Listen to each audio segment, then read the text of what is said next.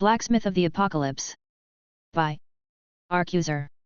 Chapter 921 Water Treatment Facility. Little Sigma. With the decision made, Seth could forget about taking things slow. The moment they sent a message to the Gamma Resistance in the Holy Land, Galwell at once asked for a meeting in the close future. Since it didn't really matter whether Seth made the staff first, or later, he agreed to meet with him the following day in Little Sigma. The Bard chose 3 Station 1 so he could use the chance to make another short trip with Finn and Mina. "When are you meeting that guy?" Mina asked as they sauntered down the alley filled with pedestrians. "Around noon. Apparently, they need some time to return to the Dungeon City before coming here right away," Seth answered with a shrug. "Galwell Parts would send a message when they arrived. Then we can go watch a movie," Finn exclaimed happily. While Delta had been in decline for quite a while, the refugees of Sigma and those who left Delta experienced a new rise after coming to Mina's march. Many of them had worked on reviving the free time activities from the past, in Delta as well as in Little Sigma. Although the growing industry of making movies with skills for VFX had taken a dive during Delta's decline, they still had all the old and new movies from before the apocalypse and the few that managed to be made in Delta. "All right, let's go to the movies." The 3 set off for some fun time. Beta. Somewhere else, a different group of 3 were not having fun at all. Lydia, Mike, and Ceres followed Adam through the long tunnel below the surface of THRES. The mechanical bird housing the soul of a storm elemental had arrived not too long ago and had been urging to finish business in THRES. The Parrot of Doom seemed to have had quite the fun, traveling the mountains, once Seth let it off its leash and it wanted to get back to it. "Ugh, what's up with this stench?" Lydia lamented as they got closer to their destination. While Lydia was still able to complain, Mike was already doing his best not to breathe at all. With his sensitive beastman nose, this was pure torture to him. Maybe it would have been better to ask Seth to send someone else, instead of coming here themselves. Although Adam had not known that they were also 2 chosen, he was not too surprised when they revealed it after the blacksmith gave his okay to help THRES. Now they regretted volunteering. At least Ceres was here, easing their work. Although Adam was not too surprised when they revealed that they were champions, his eyes almost fell out when he met the Promethean Eagle Ceres for the first time. "We are almost there, don't worry," the governor assured the 3. The stoic rest of their troop had already been down here quite often and learned how to resist the terrible stench. Before, the trio from Minas Mar did not understand why they would stuff pieces of cloth drenched in essential oil in their noses. Now they understood. Describing the smell was not easy, but it resembled a mix of the sickening sweetness of rotten bodies, the stench of stale swamp water, and the bite of chemical fumes. Overall, it was a stomach-churning smell that made them regret having eaten anything, ever. "If you guys don't feel like you can do this, just leave it to me. It will be faster anyway," the elemental who couldn't perceive smells with his metal beak said cockily. It currently wasn't flying, but waddling on its claws between them and Adam. The walk with its tucked-in wings resembled an arrogant penguin, but nobody dared to mention it. Even Adam seemed to subconsciously avoid associating with the eagle. Mike and Lydia had talked about it in private and they were about 85% sure that Ceres probably had become a legend already. Adam quickly led them toward the water treatment facility the beast had turned into its lair. They peered into the darkness using their night vision skills and the sight instantly explained the terrible stench. Skeletons and half-rotten bodies of monsters, humans, and humanoids were stacked almost up to the ceiling of the wide hall. Adam and his people had seen this pile grow over the course of the many attempts to slay the beast. Most of the human bodies in there had been their comrades, but the biggest part were beasts of unknown origin. The several basins in the wide hall were filled with mountains of dissolving and decaying corpses submerged in the sludge and sewage of THRES old sewers. The facility was filled with a toxic soup of decay and death, that nobody would want to even touch, much less fall into. "What is with that green glow?" Lydia asked disturbed. It was not visible with the bare eye, but when using night vision, she could see a dim almost bioluminescent glow in the basins, surrounding the bones and flesh inside. Adam stopped and stared into the basin for a moment. "To be honest, we have no idea. It seems like a new kind of algae or bacteria, but we didn't have the leisure to research something like this," he explained. After a short halt, they continued toward the other end of the expansive facility. As they walked, the corpses in the various circular basins became fewer, while the green glow grew in intensity, to the point it was an almost radioactive green light. At the opposite end of the facility, they finally saw the creature in question, the questing beast. The creature had the head of a snake, the body of a leopard, the tail of a lion and the legs of a deer. Compared to other creatures from other worlds, this didn't seem so wild, but the beast was still massive. If Seth was here, he would have likened its head to a young titanoboa in size. To counter the weight of the head and long neck, the body of the leopard was massive, easily 5 or 6 meters tall, and the hoof of the beast that was like a deer fit its size and had a sharp glint like they would have no problem cutting down someone. With its long neck lowered to the last basin in the row, it was greedily drinking the radioactively glowing soup. As it drank, the intensity of the glow only seemed to increase close to its maw. Finally, it stopped drinking as its reptilian eyes turned to the new guests in its lair. Although it didn't speak, there was a glint of intelligence in its eyes. It opened its jaws wide and the deafening sound of a pack of wolves agitatedly barking and growling filled the whole facility. It was quite obviously warning them to get closer. Seemingly, the questing beast had also come to fear the persistent druid who kept coming back over and over, hurting it. However, they were on a path where one of them had to die. Even if they left the creature alone, it would hunt the people of the city, not to mention that they needed their water treatment facility. Adam prompted them to continue. When they didn't stop, it opened its maw and suddenly spat a black beam of magic at the group. This was death magic, a spell Adam had warned them beforehand. Not only did it do huge damage, but it also had a 25% chance to directly kill someone with defense against the rare death attribute. Lydia could have tanked this. Since she was the chosen of WebNovel, a god with the attribute of death, she had also gained immunity to this kind of spell. However, someone else jumped in the way of the black beam, before anyone could set up as much as a barrier or lift their shield. The death magic crashed into a chest of bright silver and simply vanished without accomplishing anything. Hee. I knew it could not harm me. My turn, the parrot of doom cawed.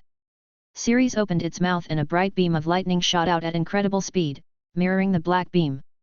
The questing beast did not have a chance to close its mouth when the white beam of electricity was shoved down its throat.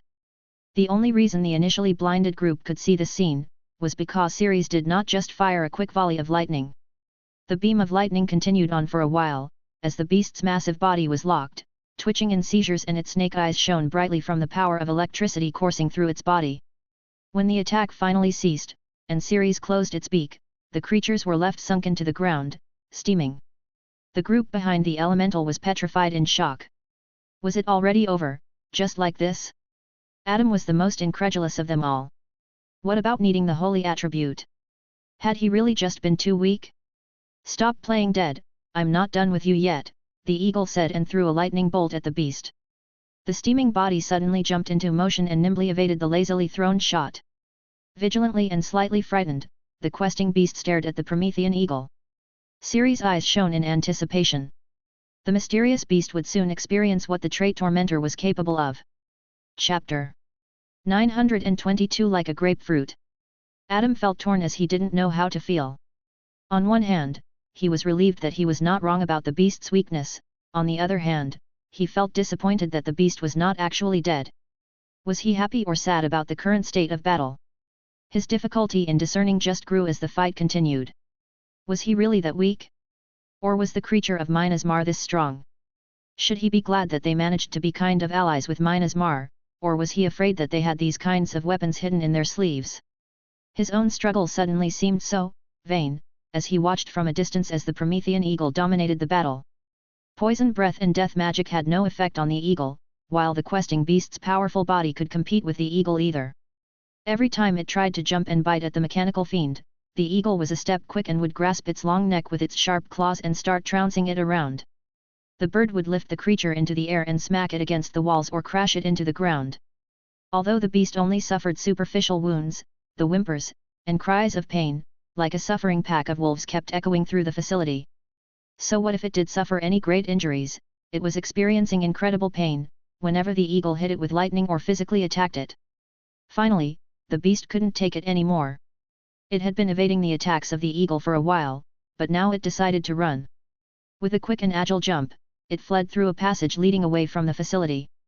It was the first time Adam saw it leave the facility. "Why are you running?" Ceres exclaimed incensed and started the pursuit. The tormentor wasn't going to let the creature escape any time soon. The two powerful creatures vanished into the passage, leaving the group of adventurers behind, to witlessly look after them. They came to their senses a minute later. "Where does that passage lead?" Mike asked in the group.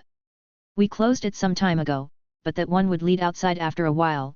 One of Adam's followers answered the question, clear about the fact that the beast would probably break through the fall if it really intended to get away from the bird. It's doomed, Lydia commented aptly. Why do you think so? If it gets out, it will have more options to flee and hide, another man of the group mentioned. From what the Tower Master said, Ceres was originally a storm elemental. Do you think a storm elemental could unfold its true power underground? Once they are outside, this fight will only become more one-sided. Mike explained. The group gulped, even Adam. It wasn't just them that were surprised about the eagle's power. Mike and Lydia were also clueless about the way it had become so powerful. They didn't know its current level, but it had to be high. How had Ceres managed to accumulate so much power of existence, when these golems were usually hidden from the public? Maybe we should follow them. Adam finally suggested. Yeah, maybe we should, Lydia agreed and Mike agreed. Awkwardly, the group got on the move and followed the two calamities on their way through the passage and outside. Little Sigma. An explosion disrupted the peace of Little Sigma. A wild chase with short skirmishes was ensuing across the gaps between the high-rising tree buildings of Little Sigma. A group of figures in white robes was chasing a young girl, barely a woman, across the city. How had they found her? She desperately thought as he squeezed out every ounce of mana to escape. Just when everything had started turning for the better, why did they have to appear again? Why couldn't they let her go? You cannot escape us. You have the mark of Gatries and won't be able to escape. Gatries this, Gatries that. She wished she had never met that weird priestess that night. Her family risked everything to help her escape so she could look for help back when they were captured by the weird drug dealers. Looking back, she had been so naive. He had even cried tears of sadness when she thought that nice old priestess had actually sacrificed herself to help her escape. How stupid she was. When she tried to get help, the priests of Gatries ushered her into their branch in Delta. How glad she had been, that finally someone was listening to her, only for her childish trust to be betrayed once again. They had captured her, imprisoned her. They did nothing to help her at all, she only fell into their trap. When the old priestess suddenly returned, she finally understood that, but it was too late. The priests put a curse on her, who was not even old enough to get a class, and together with other children they were let into a wide subterranean mass hall where she saw the face of Gatries for the first time. Gatries, the goddess of dark mercy, was an ugly crone with a ripped open mouth and demonic fangs. Although she had just seen a statue, the aura it gave was one of indomitable power, despite the skinny and emaciated looks of an elderly woman. The children were forced to go through a ritual where they slit their wrists over a massive cauldron and afterward had to drink the mixture from a golden horn. None of them knew the purpose of the strange ritual, but it was clearly nothing good. She was convinced the only reason she survived was because a few days afterward, the church was attacked by the weird drug dealers and she managed to escape with a group of other children. Afterward, things started turning for the better once Minasmar started interfering everywhere. Her family and friends were saved by the Golem Knights and they had migrated to Minasmar the moment they opened their borders. After that, everything seemed well, until she got her class recently. In the room of the system god, she did not have a choice and was given the class Lamb of Gatries. The problem wasn't that it was a weak class. On the contrary, it was quite powerful. Resembling an assassin class focused on quick kills, it came with many skills that increased her physical stats and attributes. On top of that, she was able to collect additional attribute points through a secondary power earned from killing opponents on the same or higher level with a single attack to the vitals. However, it came at a price. A lamp was meant for slaughter. She had just changed her class a week ago, and only 2 days later these people of the Church of Dark Mercy appeared at their door and demanded that her parents handed her over. Back then they left, only leaving a threat. Today, they had actually ambushed her at the adventurer school, leading to the current situation of her running away. Behind her, several of the teachers, adventurers from the Pathworks as well and natives, had engaged the group of priests when they realized what was going on. Arg! She heard the cry of one of her professors. Looking back for only a moment, she tripped and tumbled, interrupting her sprint skill. Losing the buff of sprint, the last 2 priests quickly caught up with her.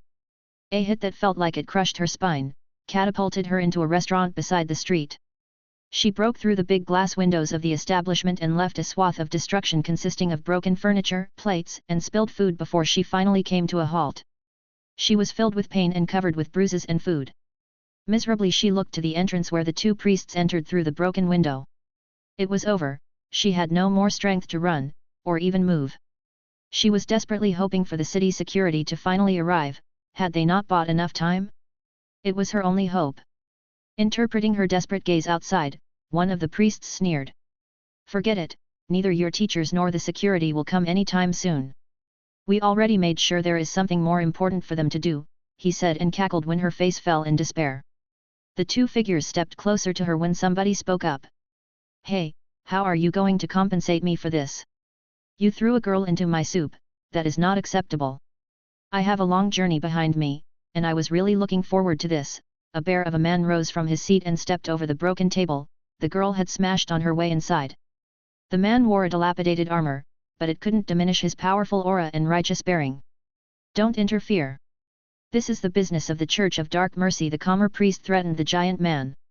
The next moment all the priest could see was the palm of the hand, so big that it could grasp his whole head. Not that he could really think about what he was seeing, as his mind was filled with pain, as the hand started pressing down on his skull. What do you think you are doing? The other priest asked and quickly attacked the massive man with a pair of sickles he brought out from under his robe. They slashed at the man's arm attempting to sever it, but could barely leave a mark on his flesh. I'm WebNovel, the leader of Gamma Resistance and chosen of Tyr. With that, he crushed the priest's head in his hand like a grapefruit, at the same time his other hand balled into a fist and punched the one who attacked him. The man's chest simply caved in from the force before he limply fell to the ground. Then he turned to the bug that had been thrown into his soup. Girl, you better have a good explanation for why I just had to dirty my hands. Chapter 923 Asgardian Electrum. After the movie, Finn, Mina, and Seth just wanted to visit the ice cafe from last time, when Galwell contacted them, that he had arrived. When they came to the location, there was quite a commotion. It seemed that he had arrived for a while. Seth looked up and down the bear that posed as a man. A mountain ridge of muscle, the stature of a giant, and a very enviable bushy beard. Subconsciously, the blacksmith touched his own, soft chin. Even since Eos had hexed it away, his bushy friend never returned again. Then he looked at the destroyed restaurant on the left and the young girl behind him. Both were currently surrounded by guards and every single of the Golem Knights was wearing the light green polyarcanate armor. They had become a rare sight since most of them were tasked to help Mark Baker in Y City. Blood still dripping from Galwell's hands, had Seth suspecting that he had something to do with the two corpses that had been placed outside the restaurant. There were also a bunch of injured people who were kept back by the guard but were looking worriedly at the girl. Who wants to explain what is going on here? Seth asked an open question to the crowd. Who are you? The guard captain, identified by a small golden badge on his armor, asked. Who I am, the bard asked with a lifted eyebrow when he remembered that he was still in casual clothes. With a quick change using the system function, he was instantly clad in his dark Scorpio armor. T-Tower Master, the guard captain immediately exclaimed. Seth wasn't sure whether she should be happy or sad that his armor was more famous than his face. Now you recognize me. Start explaining what is going on here. From what we know this girl was pursued by unidentified assailants and was thrown into the shop during the fight. Mr. Rupert's here, who was dining in this place, lost his food as a consequence and proceeded to kill the assailants. The policeman/guard recounted what had happened according to witness testimony. And what were you doing just now, surrounding the victims like criminals? The bard asked. It is not clear whether they are victims yet. After all, this man just killed 2 people. We only wanted to apprehend them for questioning to clear things up. When your lordship came, the guard assured them that they didn't intend anything apart from taking them in for questioning. Is what he said correct, Rupert's? He finally turned to the man in question, who had silently watched on during their conversation. Seth couldn't bother going to the next station, they would just do a short quest now. Please call me Galwell, Tower Master. Yes, it is true, he suddenly spoke surprisingly eloquently. Seth nodded. Girl, who are these people? This time the bard turned directly to the girl, who had been hiding behind the massive man. If somebody could clear things up, it would be her. They call themselves the Church of Dark Mercy, followers of Gatrice, the goddess of dark mercy, the girl squeaked after a moment of enduring Seth's questioning gaze. And why are they after you? She looked around at the crowd and her teachers. It was obvious that whatever it was, she didn't want to talk about it in such a public setting. Is there a more private setting we can go to? Mina asked the guard captain, seeing the girl's reaction. This restaurant had private rooms on the upper floor, he answered a little awkwardly. Then let's go there. You can come too, Seth told the captain. This way the two suspects would stay under police surveillance. With the tower master around, there was no chance for the protocol, so the guard captain accepted this olive branch and the group quickly moved to a private room on the upper floor of the damaged restaurant. Now, away from prying eyes, the girl finally opened up. Her name was Felice, and she was one of the refugees of Sigma. After some hesitation, she revealed the full story of what had happened. Everything from the time they arrived in Delta, to when their parents were poisoned with the drugs and finally to the point where she managed to flee to look for help, only to run into the arms of the Church of Dark Mercy. Her story was accompanied by clenched fists and grinding teeth from all of the audience. Then she came to the point a few weeks prior. She had finally reached the age to enter the system and choose a class but was struck with a forced class, probably because of the ritual she had been forced to take part in. After they found me, they kept bothering me and today they wanted to take me by force, she said with tears in her eyes. She didn't quite know what they meant when the believers said, a lamb was meant for slaughter, but she knew that it probably wasn't anything good for her as the lamb. I see, I think we can forgive Galwell for being a little rough with such an attacker, right? Seth asked, especially the guard captain. The man only silently nodded. And you will give her protection, I hope, he added, getting another nod, though this one had some hesitation. Looking at the teachers outside and the two corpses, these priests were not run-of-the-mill criminals. Suddenly, Finn stepped toward her, walking over the table, and hesitatingly brought out Gamini. The miniature golem Seth had once made for her. Take it, it will protect you, she pressed out reluctantly. Although the golem looked small and Seth had made it quite a while ago, the blacksmith had kept improving it whenever he had a level up or learned a new skill. The current Gamini was by no means weaker than an adventurer around Leave 75. Protect her well, she said to Gamini, tiny tears in her big black eyes. Seth couldn't get himself to undermine Finn's resolve of letting go of Gamini, by giving Felice one of the golem knights. The girl looked unsure but accepted when she saw Seth's silent nod in the back. Can you bring her home, Captain? You are okay with this Galwell, right? The leader of Gamma Resistance nodded, and the guard left the room together with the girl and her new golem. Finally, the two of them could get down to business and talk about the reason they had met today. Look here, Tower Master, this is the material blessed by my patron. Tyr himself told me to look for you, do you think you can process it? He asked cautiously, as he carefully placed the chunk of ore on the table between them. Folding away the edges of the fabric he had rolled the material into, he revealed a chunk of bright, silvery metal with fine dark golden lines in it, the size of a head. It was slightly similar to divine arpeggium, which was silver with a golden hue, but the gold here was much darker and clearly split from the silver. It was almost like pattern-welded steel or cume, pattern-welded copper. What a beautiful metal, Mina voiced what was on Seth's mind. Tyr's Asgardian Electrum, crafting material. Special. A piece of epic well electrum which holds a strong power of purity and life, that was blessed by the god Tyr, granting it the powers of war, justice, and leadership. The description of the material was not very long, but it was definitely a special material. What do you think, can you do it? Galwell asked almost nervously.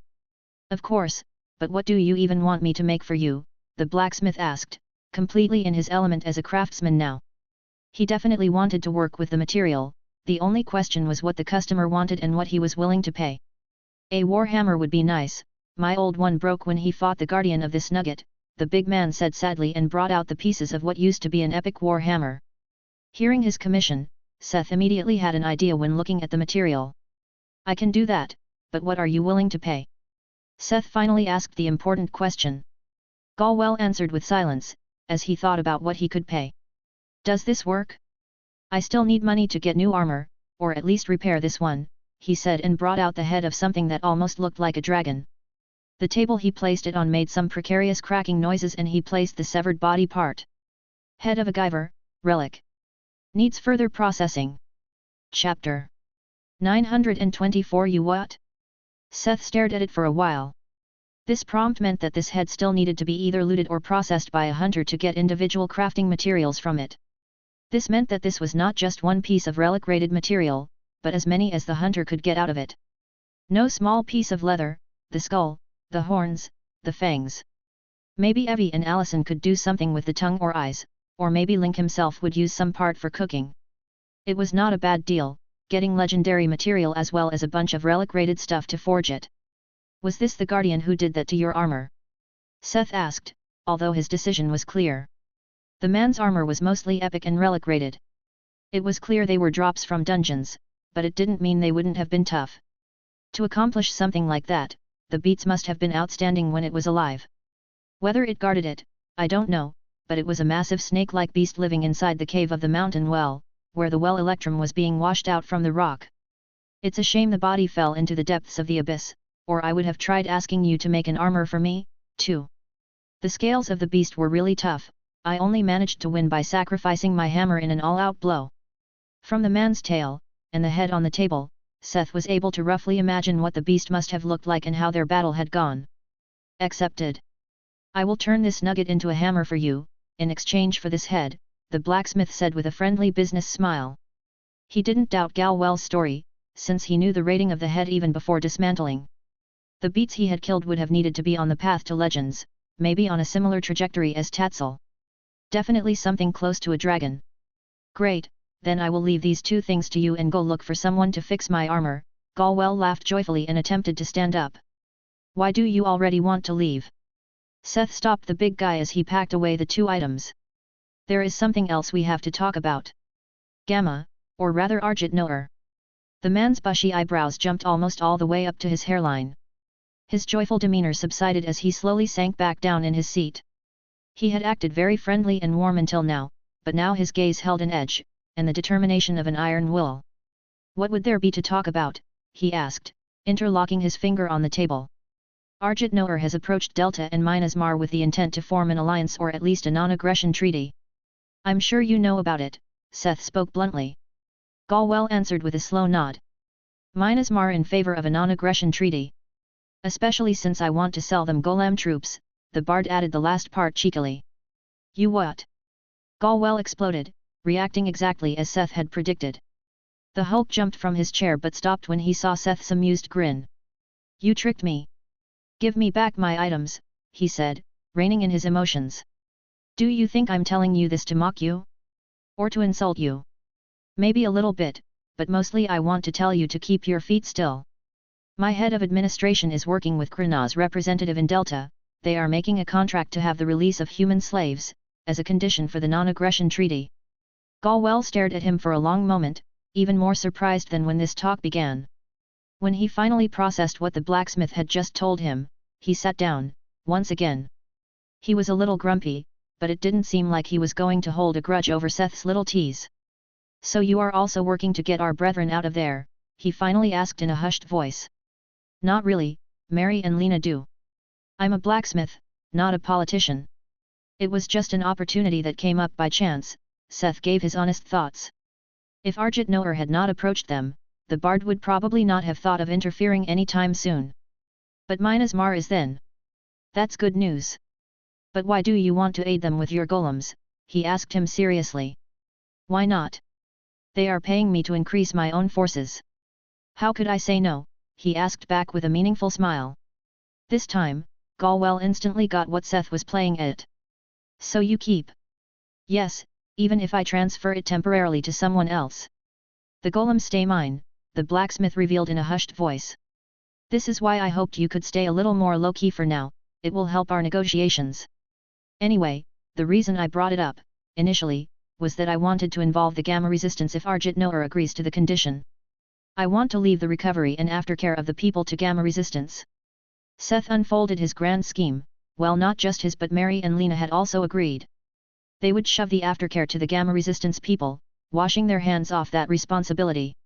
It was not just a humanitarian action but a great image campaign for everyone involved. I see, this way everyone would win, but the undead would get away unpunished for their crimes, Galwell lamented bitterly. It seemed like he was not too keen on peace and even about to decline his request. However, it's not like you are signing the treaty, Seth said with a shrug.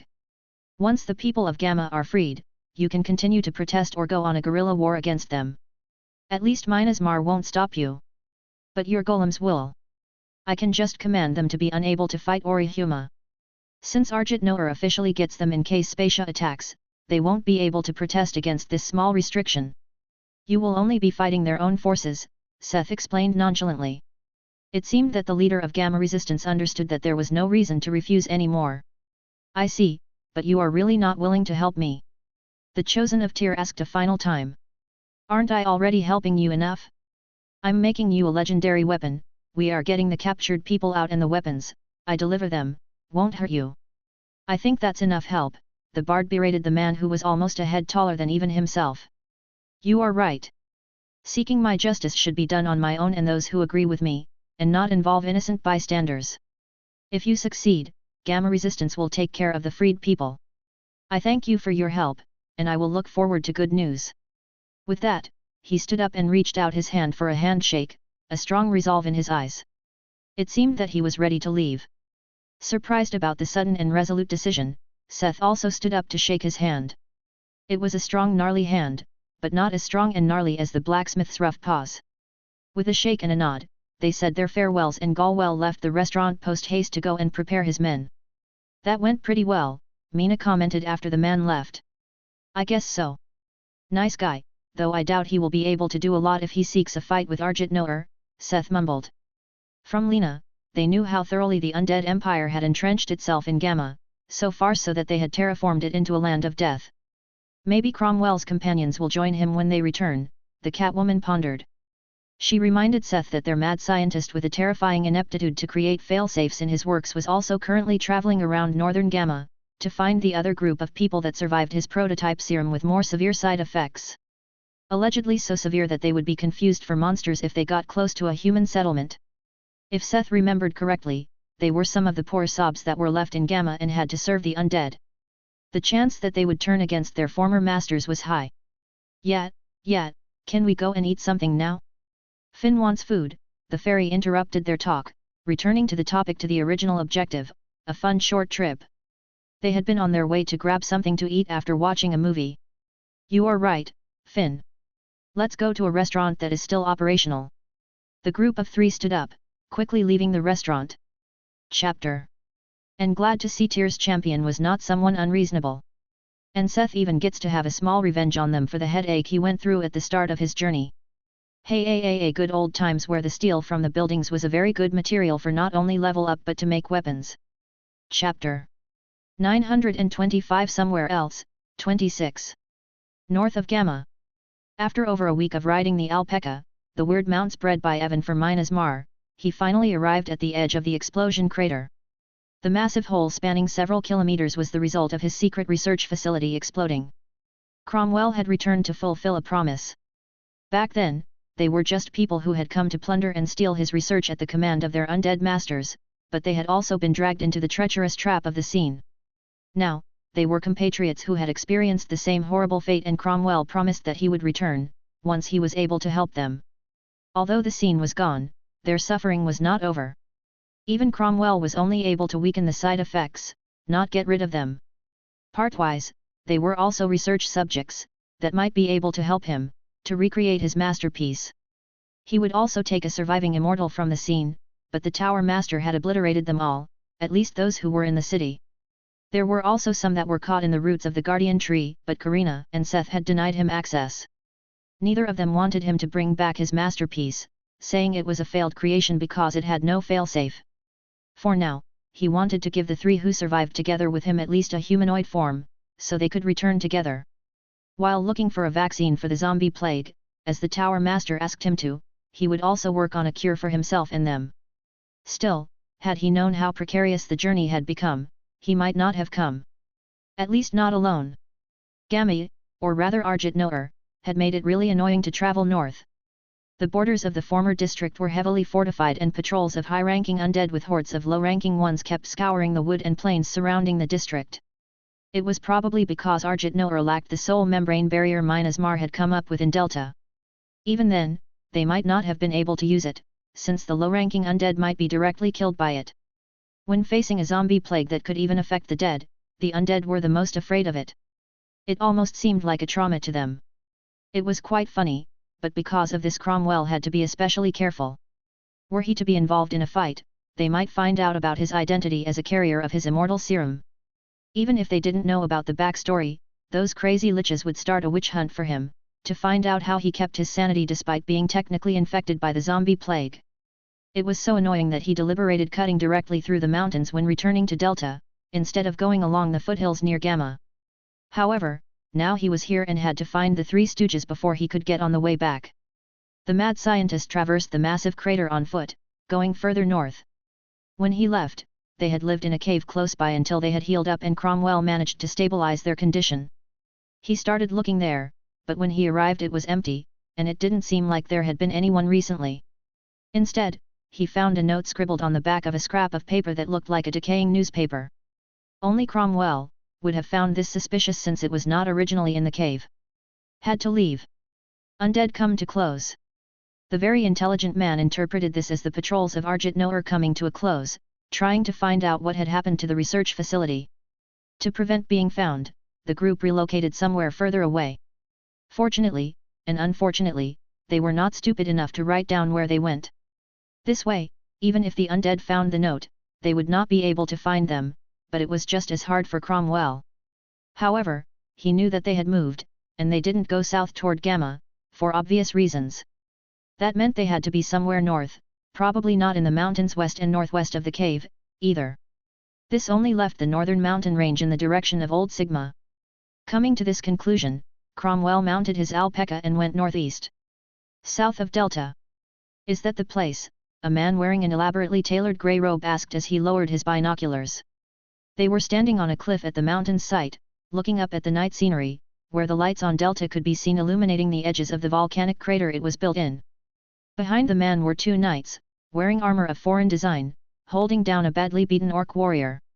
He was kneeling in the snow, looking up at Delta with his one good eye, the other was swollen shut. The knights felt him shudder at the sight. "We are too close, way too close," he mumbled in a broken dialect of Krna. "The monster will come to eat my soul," he exclaimed, crying bloody tears. "Again, with your barbaric little horror stories. Do you think these fairy tales for children would stop us?" the man asked with a mocking smirk. They were the followers of Kavala, the slayer of Kova. They were not afraid of some monster or delusions of barbarians. The orc could only look at him in disbelief. Even the great beasts feared coming close to this human city. The surrounding mountains were home to the great calamities like the lightning tormentor, the earth serpent, or the sky centipede. Beasts of terrifying might that had engraved their terror on the hearts of anything that dared to enter these mountains close to the human settlement. Anyone here knew them, saw them, and ran for their lives from them. Coming here was insanity. The orc's disbelief, fear, and panic in his eyes slowly dimmed, as the man in grey pulled the dagger from his throat.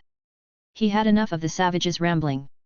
Since they had reached their destination, there was no need for him, or the hostages anymore. With a wave of his hand, the group of orcs, women, and children, they had taken from the village they came across, lost their lives to the polished weapons of their captors. "Get ready, we will go and enter Delta now." As they got ready, the mountains started shaking below their feet. The great calamities, or rather, Seth's golems that were running wild in the mountains to level up and inadvertently farm power of existence, usually differentiated between people and monsters. To the group's great misfortune, this calamity was rather new, and they had killed the group of orcs a little too late. The mountain cliff below their feet crumbled away and they fell. Now, a simple fall couldn't kill a great warrior. The fall itself couldn't. The man in grey tried to stand up. His arm was hurt, probably broken. Otherwise, he was fine, until he took his first breath. Breathing felt like sucking liquid fire down his throat. Helplessly looking around the darkness, his eyes also started burning, as if someone poured acid on his face. He wanted to scream, but only a hoarse screech came out. The group of knights and the rubble of the cliff they stood on had fallen into a dense cloud of poisonous fog that was quickly decomposing their bodies with incredible speed. In his last moment, the man in grey looked up to the night sky, only to find the light of the stars blocked by a giant figure made up of a writhing bundle of bodies. Only then did he believe the story of the beasts of calamity. Just a few minutes too late. Chapter 926 Maxwell's Silver Hammer. While others were on adventures, Seth had his own in the depths of his workshop. "Seth, I finished dismantling the head you gave me," Link came by as Seth was idly making the plans for Galwell's new war hammer. The blacksmith looked up from the windows of blueprint he had been focused on. He saw the gourmet hunter enter, with a stack of materials in his arms. "Why did you just put them in your inventory?" Seth asked when he saw the hunter staggering under the weight. "Ah, I forgot," Link said with a sudden realization. "Anyway, thanks for bringing them here, you can put them over there beside the door," the blacksmith told him. With a nod, the hunter put the stack of materials on the workbench beside the door. "Well, I will return to the kitchen and see what I can do with the meat. I already left the alchemy stuff with the girls," he said before he left. A moment after he left, Seth stood up to check the materials. On top of everything was the massive skull of the beast, bigger than a human torso. With the head this big there was a good amount of leather, with scales still attached. Rolled into the piece of leather was the set of fangs, pulled from the skull's jaws. All of them were relic-rated Guyver materials. Looking through them, Seth had some ideas about what to do and try with these items in the future, except for the leather. The leather was on the lower end of the relic rating because it was only the piece cut from the head. Its shape made it hard to make something out of. "Oh, I know," he exclaimed. He grabbed the piece of leather and walked to the adjacent workshop. Leather was best used for armor, and he had a craftsman armorer right next door. He was sure Whedon would jump at the relic-rated leather and make something good for someone from the field teams. "Seth, what's up?" the dwarf asked as he looked up from the piece he was currently forging together with one of his assistants. "I wanted to ask whether you would be interested in this. You know I don't like doing armor, but I think this could be a good piece for Beemont," the bard explained. The dwarf put his work aside for a moment and took the leather from his hands. Thoroughly appraising it, he kept flipping it back and forth. After a moment of silence, he started nodding. "Yeah, I think I can work with this. Are you sure you want to leave it to me?" Whedon asked to make sure. "Yep, take it. I have enough to do as it is. I'm glad I can leave some of it to you." After giving away the leather, Seth returned to the workshop, where he found Link waiting. "I forgot one thing." Link answered the question of why he was back and pulled a red gem from his pocket. "I got this from the beast's head," he mentioned. Seth at once recognized it as a carbuncle, with its brilliant fire-red color. "Interesting, thanks Link," he said as he took the stone. "Nothing to thank me for. I'm off now." Pseudo-carbuncle, crafting material. Relic. The carbuncle of a creature, very close to a low-ranking dragon in nature. Can aid in the power of healing and water magic. Pseudo, he mumbled as he appraised the stone between his fingers. It seemed that the system judged the Guyver as something very close to a dragon, but not the same. Yet, close enough to call the stone its head a carbuncle. Seth could see a difference based on the description and pictures from the books. Maybe, if he got the chance to get an actual dragon carbuncle, which was a legendary material in his hands, he could turn this pseudo into a real one? He shuddered thinking of the cost it would take and looked at his only slowly accumulating power of existence. Hopefully, it would grow faster once their plans started gaining traction. With idle thoughts, Seth returned to designing the war hammer. Ever since his singing had broken through to the craftsman tier, it had opened up a new range of songs, but many of them were very specific and he didn't really have the chance to let them shine. This time he had a special one, tailored for a special kind of hammer that was a little different from traditional war hammers, in size and design close to something one would usually see in a fantasy game or show. Although Seth generally did not like these kinds of designs, it wasn't like he or one of his friends was going to use it, so it just had to fit the image of Gaul well. Also, the effects were quite good, compared to the cost of usage. It also didn't go against the original affinities of the material, since it had less demonic properties. Using blueprints, Master, he was able to do a simple simulation to see what the item and effects would look like depending on the material and enchantments. Of course, this only worked to a certain extent, since the skill was still only level 6, and couldn't compute all the skills he had. This was also why he had recently started making blueprints for everything, hoping it would help raise the skill. He could feel that it was close. When he was finally happy with the basic plan, Seth brought out the Chunktier's Asgardian Electrum and chugged it into the furnace. He expected the metal to resist because it was a special material after all, but to his surprise, it quickly liquefied inside the raging, pale, blue fires of his furnace. After all, the basic material was an alloy of silver and gold. This was something the blacksmith had not taken into account. The material had not experienced any transformative process that changed its basic properties as a metal. As he poured the bars, the blacksmith was thinking of ways to fix this. Despite its magical and divine properties, the metal itself seemed more fit for jewelry than weaponry. Going forward, he decided to change the enchantments he intended to add to the hammer since he couldn't do much to the metal itself to improve its traits. But first, he was going to forge it. At a snap, a piece of joyful music filled the workshop and could even be heard. It was completely unlike many of the songs Whedon, Hone, and the other had been hearing from behind the closed doors of the Tower Master's workshop. Inadvertently, they started nodding and hammering to the happy tune. Soon, Seth's bright voice joined the instrument. Although they couldn't understand the words, they painted pictures in their minds. Krogan, a facial mess, perpetually partnerless, was doing it on his own. Late nights on his throne, with lube, oh. Maxwell schemingly, majoring in treachery. Surprised him playing his bone. Are you ready to die, Krogan? As he was getting ready to jump up and roar. He's knocked down to the floor. The loud and clear sound of the blacksmith's hammer hitting metal echoed across the with unprecedented volume. They had never heard him forge this clearly. Bang! Bang! Maxwell's silver hammer came down upon his head. Clang! Clang! Again, the hammer and anvil played. Maxwell's silver hammer made sure that he was dead. What a happy tune, such a violent message. This thought came up in their mind, but they couldn't help swaying to the music and listening.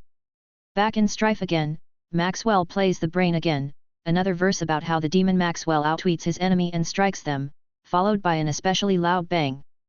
Bang! Of his hammer. Maxwell's silver hammer came down upon his head. Clang! Clang! This time a few of them noticed that it wasn't that Seth was playing very loud. Unwittingly, they had joined into the play, rhythmically forging in tune with his song. Maxwell's silver hammer made sure that he was dead. They were caught in the hypnotic tune of the song for quite a while, as they continued to learn about Maxwell's escapades, as he kept ending lives with his silver hammer.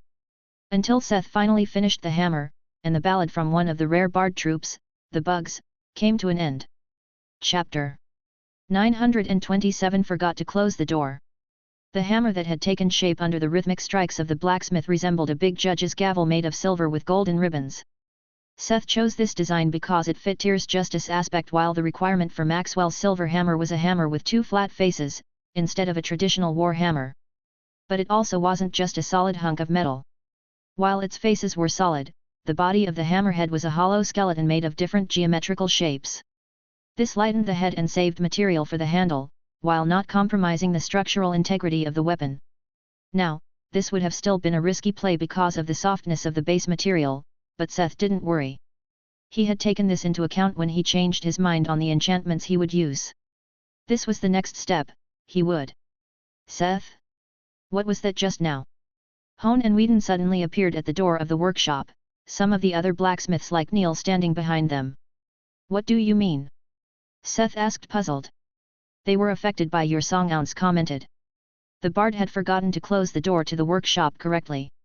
It's okay if you need our contribution in a forging ballad, but you should really inform us beforehand, Neil added.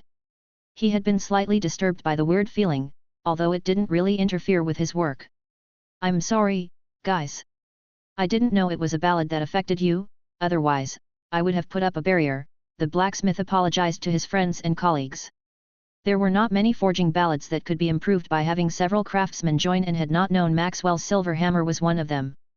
On second thought, maybe it made sense since it was the song of a bard troupe and not a single artist. I will be more careful in the future, he assured them. It's okay. Just like Neil said, just give us a message beforehand. It's not like I would complain, I managed to finish my item as a relic because of this, Hone said with a smile and brought out a forging hammer made of epic Ithilden. It seemed that he had coincidentally been working on a new hammer for himself when Seth's ballad took control. Congrats! Well done! Seth and the other craftsmen around congratulated him on his work. Although Seth was able to constantly create relics when he was a craftsman, it wasn't the same for others, who couldn't just infuse a soul into their works. After a moment of celebration, everyone got back to their work, since the misunderstanding was cleared up. Seth took the hammer he had just forged and brought it over to the enchantment table. The next step was adding the enchantment that would make up for the hammer's low durability. Although the first thought was adding the master level durability enchantment, even that would not have been enough to make up for the material's weakness. The blacksmith sat down and activated the system guidance with the blueprint he had made. It was not that he needed it, but it was better to have some assistance on a complicated project, as he was planning to cover the whole hammer in a complicated enchantment.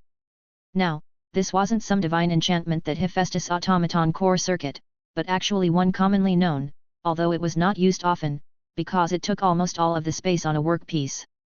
The circuit, which looked like a complicated mix of geometric shapes that covered the whole hammer, was the highest level of the mending enchantments.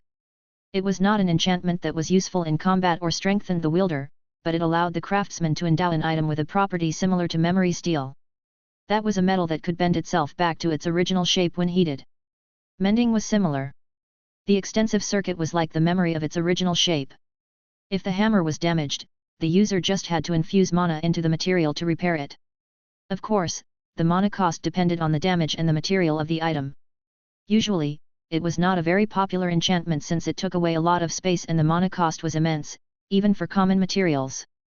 The mana cost was not something Seth had to mind, since that would be shouldered by the soul he was going to infuse.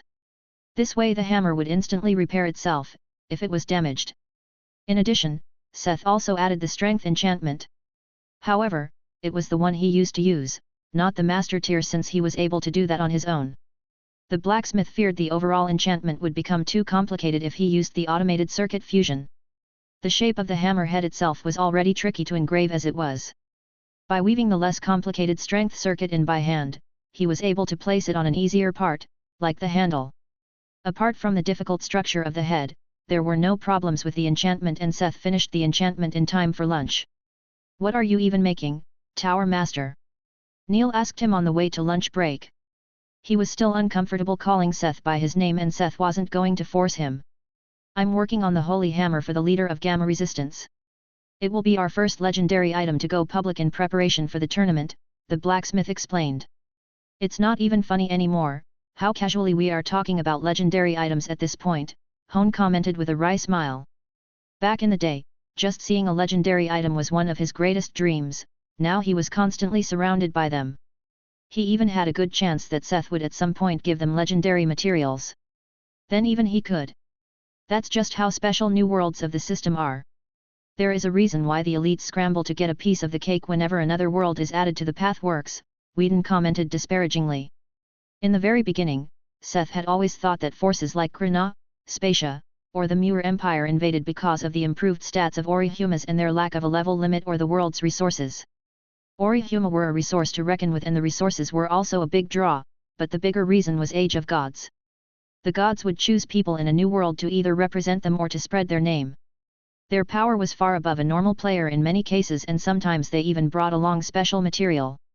Legendary materials that did not need anybody to fight a legendary creature or find it in some dangerous place. It was actually Lena who had explained to him the true importance of master craftsmen to forces like the Krina Empire.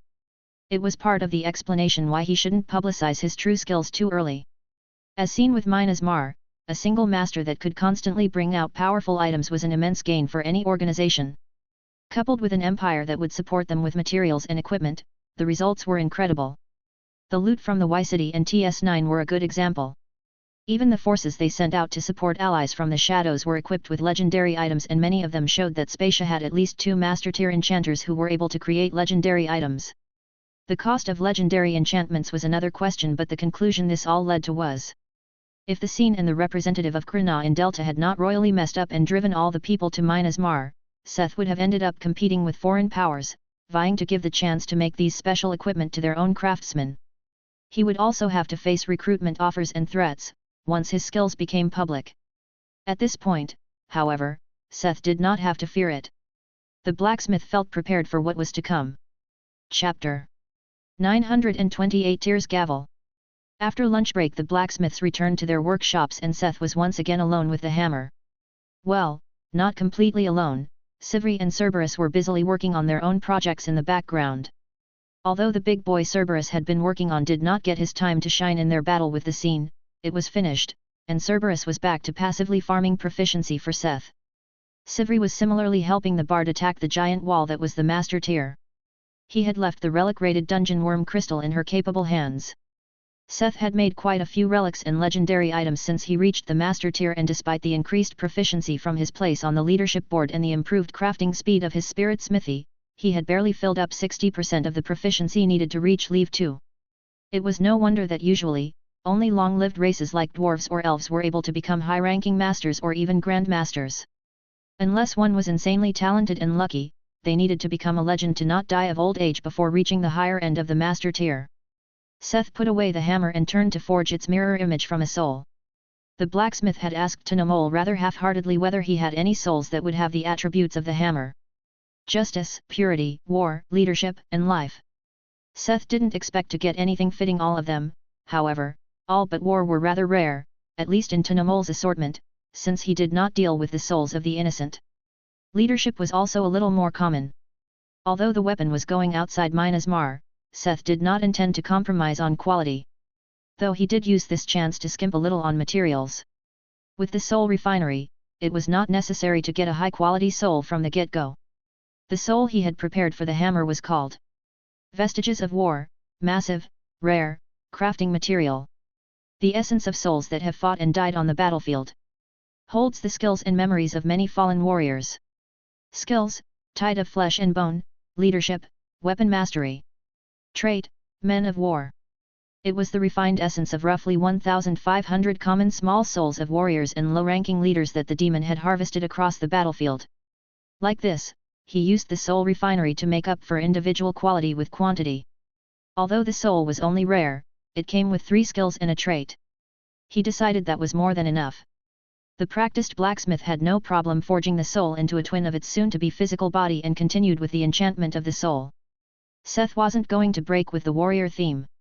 Although it was not the greatest, Seth used a circuit called Warrior Blessing. This enchantment was a mix of the different attribute enchantments, raising all physical stats by 40. Using this, left him with enough room to add the master tier durability enchantment onto the soul, to further reinforce the hammer. Although it had mending, it might be detrimental if the hammer was too bent out of shape every time he hit something. What followed had already become a routine. He infused the soul into the hammer and dunked it into the waters of Styx, where it floated for a moment until the notifications started playing. Ding! You have created a legendary item. Ding! You have gained 100p power of existence. Ding!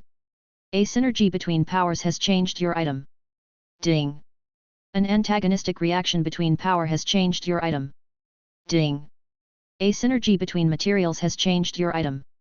And, the holy effect of Tyr's Asgardian Electrum was registered under his path, which meant that in the future, given enough Po, he would be able to create it himself, or at least a legendary material that would be able to do the same. But before he checked his own status, he had a look at the hammer. Tyr's Gavel. Physical damage, 3,200. Durability, 1,800. 175% curse resistance. 2 plus 100% health regeneration. 3 tiers judgment. 4 tiers advanced leadership. 5 tiers double tap. 6 trait, Men of War. 7 plus 100 strength. 8 mending. 9 warrior's blessing. 10 passive skill, weapon mastery. 11 active skill, Tide of Flesh and Bone. A maliciously holy hammer, created and enchanted by Master Smith, the first Master Enchanter. And Master Blacksmith of Earth. Forged from a scarce material blessed by the God tier, it is the perfect weapon for a leader and champion of justice. Requirement: chosen of tier/acknowledgement of tier. Seth read the description of the hammer with a satisfied smile. The biggest, but most expected change was what happened to Maxwell's double tap. As he had already experienced before, during the final birth of the weapon, the power of tier had purged and transformed the demonic power, leaving the effect without the cost. The effect was as simple as it was effective. It doubled the attack damage if that meant to kill the opponent instantly. For example, if the opponent had 49 HP remaining and the next strike would deal 30, it will instead deal 60 and instantly kill the other. Another was Tyr's leadership, which was part of the God's blessing. It had changed and fused with the leadership skill, adding the advanced modifier. Like leadership, it would strengthen the power of the people under him. Tyr's judgment was simple to explain: it tripled the damage against all who were judged by the hammer's divine power to be aligned with evil. Weapon mastery was also a very simple effect, and mirrored the skill of the same name. It added +5 to all weapon skills. The traits were quite interesting, as it was similar to leadership, but in both ways. Depending on the quality of the troops, the trait would be a tremendous buff. Trait: Men of War. You are a man of war, your subordinates are men of war. When on a battlefield, 50% of the average attributes of your troops are added on top of your own status. 15% of the average attributes of your troops are added to your men. The final skill that was inherited from the soul was a little disturbing. Active skill: Tide of Flesh and Bone. Take control of your army and command a mad rush. For the next minute, while charging, all your men are immune to negative status anomalies and will follow your every order.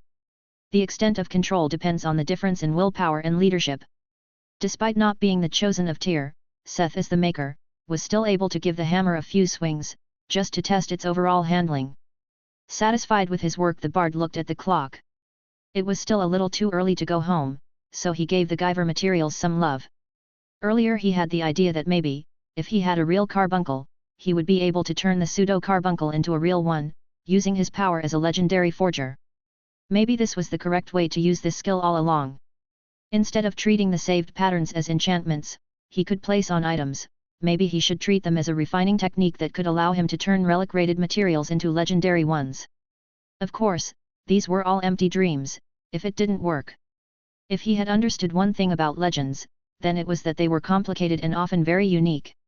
It didn't make sense to look for a pattern, all he could do was try.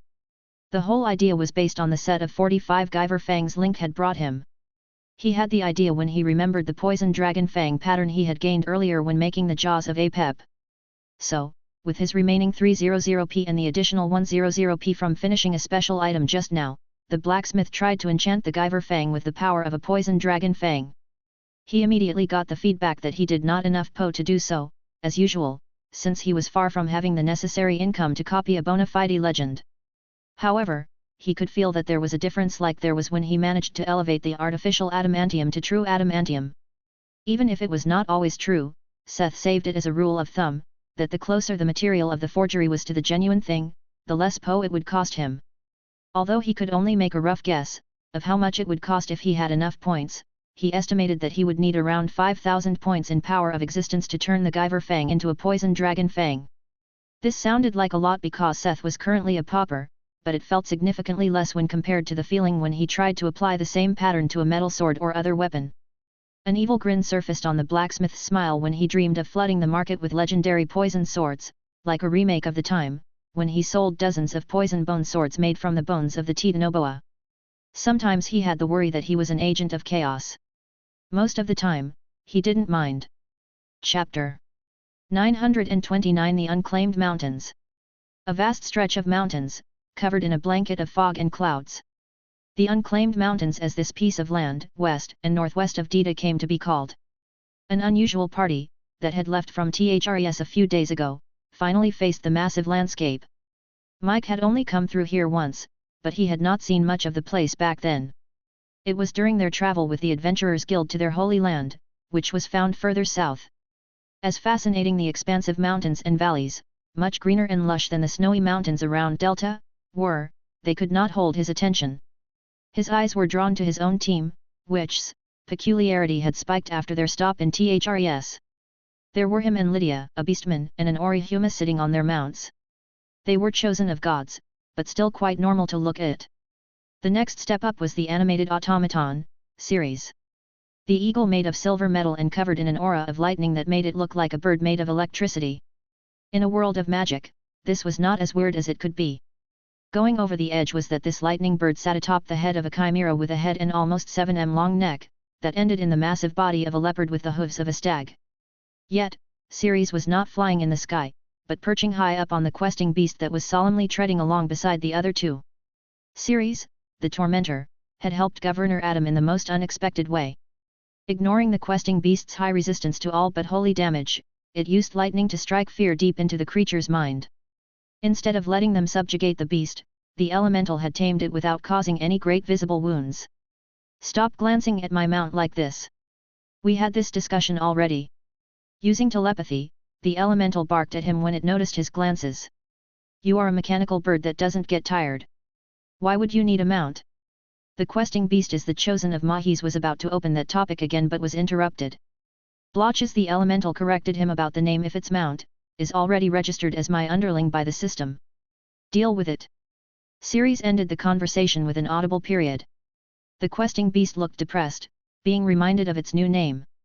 It was its usual reaction to hearing its name. It was mentioned every time this topic came up, and it came up a lot during the past few days. At this point, it looked so tragic every time the name fell, that even Mike, who was against taking it along, didn't feel like continuing the argument. Who would have thought the reptilian face of a snake could be this expressive? To have turned a creature above Level 170, according to Adam, into such a tragic existence.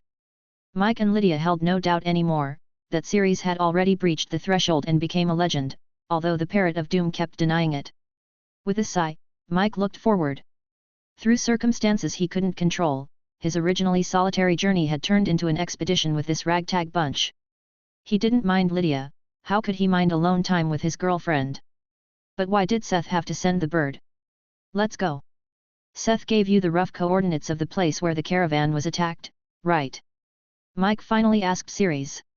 It was time for the mission the Tower Master had given them, to look into the kidnapping of the merchants and hopefully find the aunt of the little girl alive. From the information Seth gave him, there was a possibility to face a human trafficking ring. In the worst case they would have to chase down some people and clean out some bases, but then he could finally go on his holy quest to go and look for the storm ore. And then he could finally get his holy equipment made by Seth. And then his strength would skyrocket. He was looking forward to stepping on his path to legend and making a name for himself. His path was called Storm Emperor, and it was focused on battles using the power of wind and weather. He chose it because it was completely in line with the skill inherited from Mahis. All he needed to collect power of existence then, was make a name through duels and accomplishments. But this was all talk of the future. First, they had to track some people down. Sure, just follow. I will take you there. Ceres said succinctly, and the questing beast, or Blotches, took the lead as they entered the forested, almost tropical mountain range. Here, close to Beta, the mountains benefited a lot from the warm ocean climate. Of course, this would change once they got deeper in there. Until then, they would have to deal with the thick jungle-like vegetation. Especially Ceres, who was adamant about sitting on the questing beast's head, high up in the air. As a consequence, Blotches also had to deal with its head being constantly stuck in the lower branches and leaves of the trees. They traveled like this for almost 2 hours before Ceres finally conceded and allowed the beast to lower its head, while the eagle changed locations to the creature's back. Phew, it's really warm and muggy here, Lydia lamented, wiping away her sweat. Despite all the system improvements, the harsh climate stayed harsh climate. While the beastman was relatively okay, Lydia, who had lived all her life in Delta, was having a hard time when suddenly faced with such humid weather. The underbrush also keeps getting thicker in these mountain valleys, we might have to get off our mounts soon, Mike mentioned. The steep mountain faces did not allow them to travel above the tree line, forcing them to search their way through the thickly forested valleys. Unlike their equipment supplied by Seth, their mounts were rather ordinary. Although the alpaca they were currently using were bred by Evan and had higher stats in general, they were beasts most adventurers had. They were great for long journeys, but not for these kinds of forests with offensive vegetation. And like Mike worried, they soon had to get off their alpacas and walk on foot. Except for Ceres, whose mount was the questing beast and not bothered by pushing through the dense foliage. We would be faster if you let us ride it, too, Mike commented on the elemental's selfish actions, as it denied them a seat on the questing beast. You could also walk a little faster, what do I care? You were against Blotches the whole time, why would I let you ride it? The lightning bird scoffed. It couldn't care less about the two people currently marching along his Blotches. While Mike could only look disgruntled, Lydia chuckled beside him. The beastman turned to her with a puzzled expression. He's not wrong, she said with a shrug and an apologetic smile. With a deep sigh, Mike could only let go of his grudges and run along. He didn't even get a chance to do anything else, since all monsters within a kilometer would take a hike the moment they heard the questing beast breathing, sounding like a mighty pack of wolves on a hunt. Whatever was not smart enough to flee, or too slow, would face its death breath. Before any of the two could even unsheath their weapon, the opponents would have turned into half-rotten corpses, that were quickly gobbled up by Blotches. All the two chosen of gods could do, was awkwardly follow the Parrot of Doom, riding its new mount, the questing beast, as they waltzed through the jungle, which was like a second home to the reptilian giraffe. However, the beast suddenly halted. There was a spark in the eyes of Ceres. One more than the ones that were usually there. "Why are we stopping?" Lydia asked the bird, looking in the same direction, but she was unable to see what it could be looking at. The elemental snorted, which was a very weird and disturbing sound, coming from a mechanical bird. "There is something I want to check out. You guys stay with blotches." Ceres told them through telepathy and flew up into the air, flying in the direction it had been looking at. Chapter 930 Eye of the Storm. Finally, it was time for the last item he was going to make with their spoils from Y City, for now at least. This one was arguably the easiest since most of the work was already done. The item in question was of course the staff with the wind orb, Lixus had brought back. Eye of the Storm, crafting material. Legendary. Mag damage, 2000. Durability, 1500. 150% wind affection. 2 plus 300% damage on wind magic or skills. 350% chant reduction on wind magic. 4 plus 150% magic damage. 5 active skill, Storm Scythe.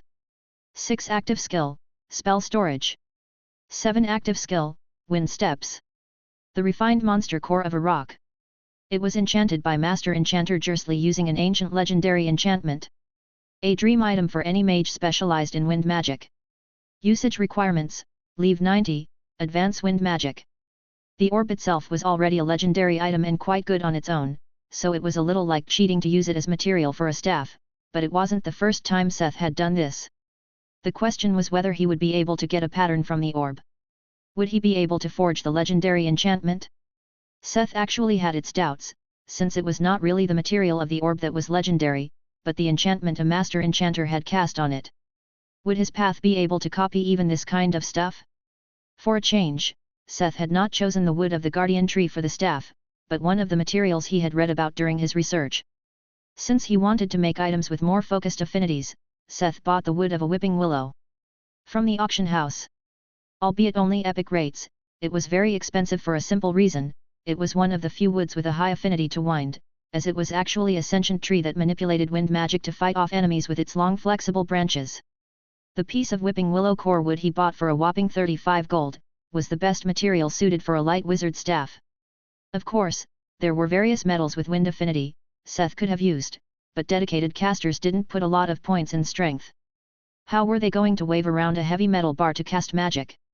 The wood was suited best taking its durability, weight, and properties into account. Also, because his maestro's whatever would come into play if he could smuggle in some carpentry. Not to mention the proficiency in carpentry he could eke out this way. But before he started cutting, sawing, and rasping like a carpenter, the wood landed on the anvil. At his core, he was a blacksmith and one who was able to forge all kinds of materials. This was why the piece of wood he purchased would have, originally, been too short for a staff. However, Seth could not only bring it into a rough shape before he started refining it with carpentry, this way he was also able to weave a forging ballad into the wood. The ballad he chose was one he already knew too well. There were quite a lot of demons that called the power of wind and storms their own, but Seth chose one he already had contact with. Furfur was the demon of storm and lightning that blessed the palpitating spear he made for Azul. Since he had worked with it before, he knew that the demon was reliable as long as the price was paid. With the wood on the anvil, a demonic tune started filling the workshop, supported by Ounce, Cleobum, and Seth himself playing the anvil. At the solemn, yet sometimes uplifting song summoned storms within the workshop, the bard had made sure to close the door and contain the effects within his own rooms. So only Sivri and Cerberus were able to hear the music, while only Sivri was really able to appreciate the sorrow and defiance in the song. As the blacksmith sang, the demonic rooms formed with the melody and sank into the wood he was forging and shaping. Compared to the legendary and special materials he had worked with lately, manipulating the core wood of the whipping willow was a relaxed task. To make it malleable took a lot less mana using the hammer and energy manipulation. 3. When energy manipulation reached the third stage, it had also become a lot harder to gain proficiency in, just like blacksmith after becoming the master rank. Despite working with various legendary materials like the dragon scales, Scorpio's carapace, or most recently, the lower venom dragon fangs and the mountain boarer's scale, its proficiency was barely above 90% at this point. As Seth was shaping the wood and working in the ballad's power, he could feel a change in the connection he kept up with channeling. What the song was supposed to do was to passively increase the power of wind magic, technically increasing the material's inherent affinities. Originally, there was no price to pay for these souls. Furfur was not one of those demons that did outrageous things like ask for offerings or the sanity of the user. However, the stream of souls he had been continuously exchanging for the power flowing into the song was suddenly stopped, from the other side. This was not part of the description he had read about in the booklet where he found this ballad for Furfur. Soon, something out of the ordinary happened as the stream of power from the demon increased, without asking for a price. The blacksmith knew this would not be free, but at this point, he did not stop. He wanted to see what the demon was scheming and continued with his work. When came close to finishing the forging, he observed the changes that came with the additional power. Usually, the demonic runes would sink into the material and the only visible effect would have been a darkening of the material to a certain degree. Although the bard could feel that the power had spread homogeneously in the wood, the dark pigments had stuck together and surfaced, almost like a tattoo. He instinctively knew this was not an etching or an enchantment, but still an effect that was added to the material itself. The runes that now ran along the handle of the rough shape of staff read out a specific line from the song, but the bard couldn't fathom what exactly the effects would be in the end.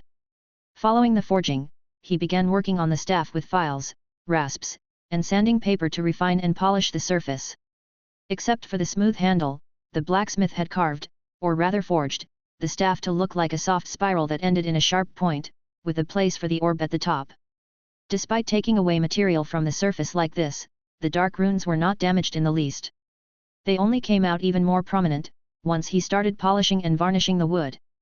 The last step was setting the orb into the 4 prepared claws at the tip.